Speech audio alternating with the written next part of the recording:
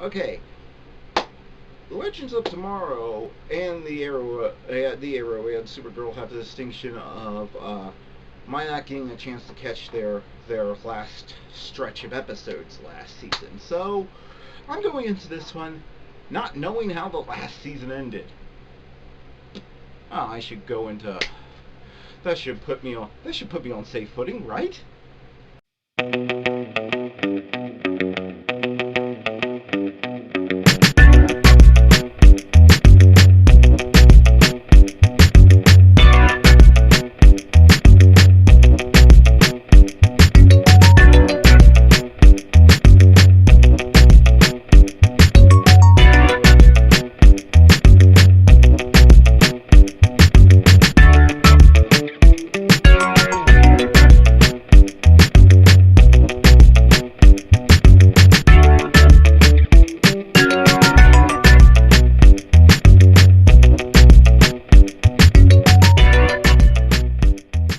So it seems Captain Hunter is back, and he's formed a bureau of time agents, which operate something like a cross between the Men in Black and the Fringe division.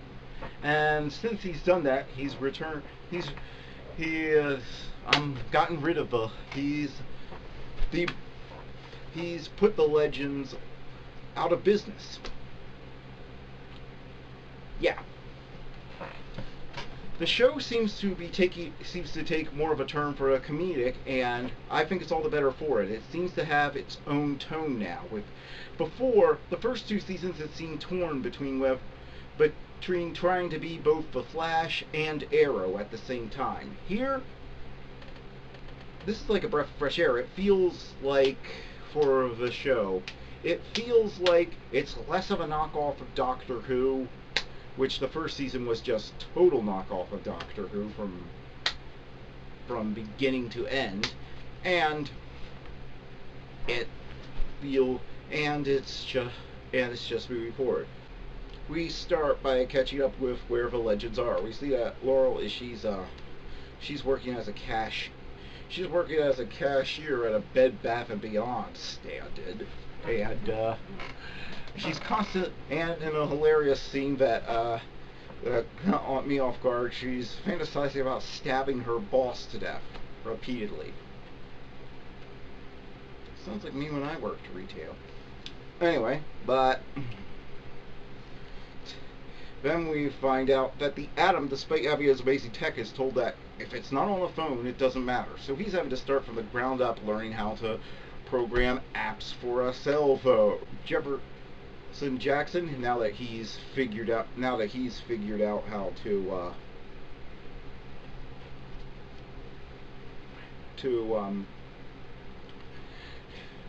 engineer on time ships, he's bored by college, so he's dropped out. The Captain America Colossus stand-in, whose name I can never remember because they've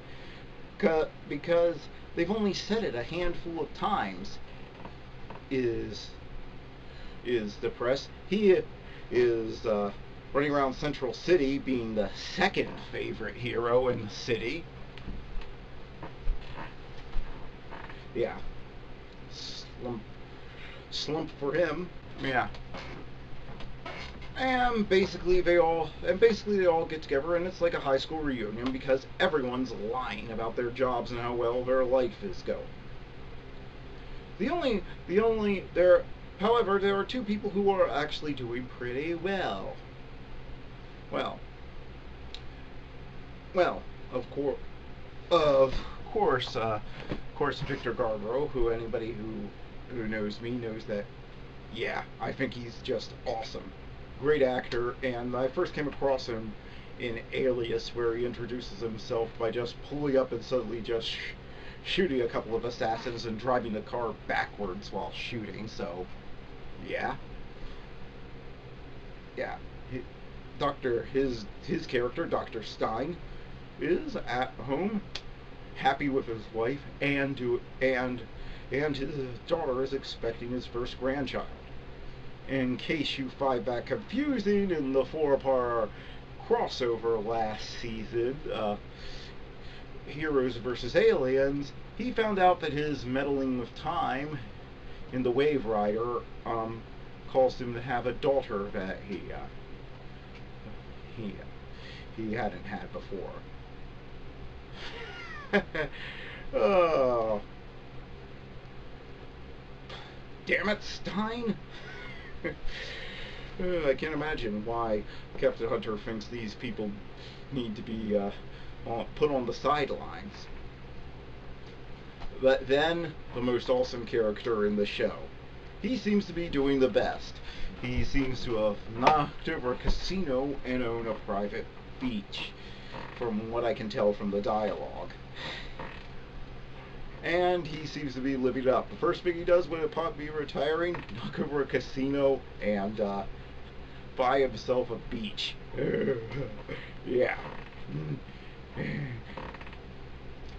He's doing fine until Julius Caesar comes out of nowhere.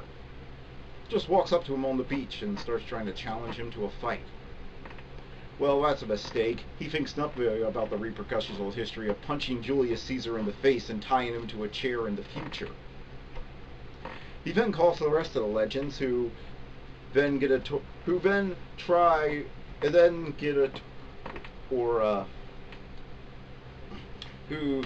to get Hunter to let them handle this. They want to prove that sometimes they screw things up in the right way, because that's a great way to convince somebody to give you a time machine. Isn't that right, Barry? He says no freaking way. I have a bunch of professionals here. However, anybody who knows our ragtag team, they basically within 5 minutes steal the Wave Rider again in a hot. They basically go and find Heatwave,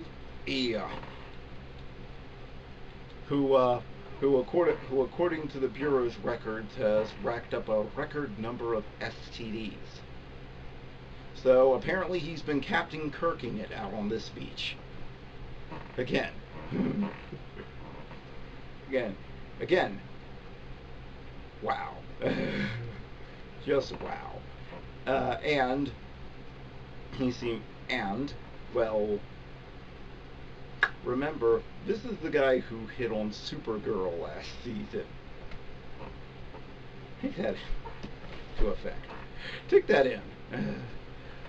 So he goes after Julius Caesar. However, there's a toga party, and he's mostly drunk, so he somehow mistakes one of the college kids in a toga for Julius Caesar. Then they get taken back to the Time Bureau's HQ, where they get a talking to by Rick Hunter, and they then decide that they're sick of sitting at the kiddie table, and they go off in the Wave Rider. There are complications where they end up accidentally changing history by, when they return Julius Caesar, giving him a history book, but then the Time Bureau agents underestimate the intelligence of Julius Caesar, who nobody conquers most of Europe in about 10 years, without having intelligence. And being good at recognizing opportunities when they present themselves. So don't do that. Of course, and the legends get the book back, and the whole thing plays out now. The legends have gone from being the superheroes to now they're kind of the screw-ups in the basement who are a nuisance to the executives on the top floor. The executives are sitting like on the 100th floor of a skyscraper in this corporation, doing all the business stuff, and the legends are now in the basement screwing around with things. They basically become the IT crowd of superheroes. Just messing around with, hoping that their screw-up puts them on top, comes out with them on top, or at least breaking even. It seems like breaking even is the most they can realistically hope for. But after this display, Rick lets them have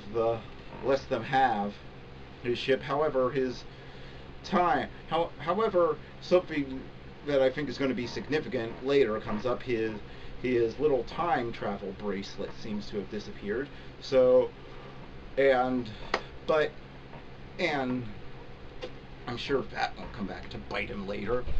And yeah, they fly off into their next adventure, and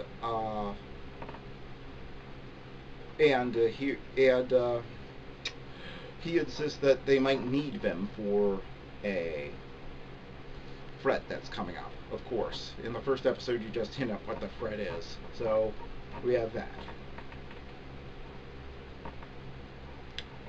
So, oh, and Laurel earns, of course, in this episode earns when one woman's a lesbian, everyone's a lesbian badge for this episode, because it's so telegraphed that she's going to get together with one of the time agents, and this is something that is a pet peeve of mine. Is when they make one female character a lesbian or bi, and then every female character that she meets, she has no problem sleeping with. Doesn't matter what their religious convictions were, doesn't matter what time period they are. Every single woman she meets that she says more than 2 words to her, she ends up sleeping with at some point. And it's just bad writing, because I don't get it. If you're on the side of homosexuality, how does this make it? I mean, it makes her look like a sexual predator. It also says that all women are at least bi or secretly lesbian. I don't get it. That's not how this works. Just because a woman talks to a lesbian doesn't make her a lesbian. I just don't get it. But aside,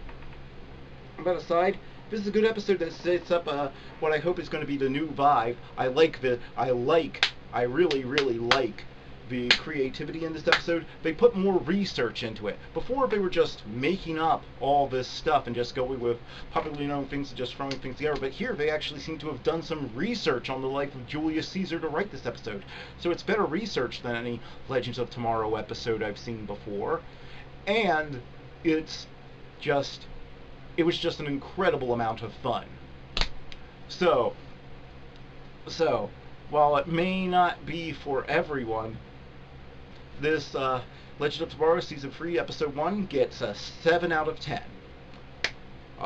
Very fun way to spend an hour watching TV, and I can't wait to see where else they go in the episode, in the season, if they continue the tone of this episode.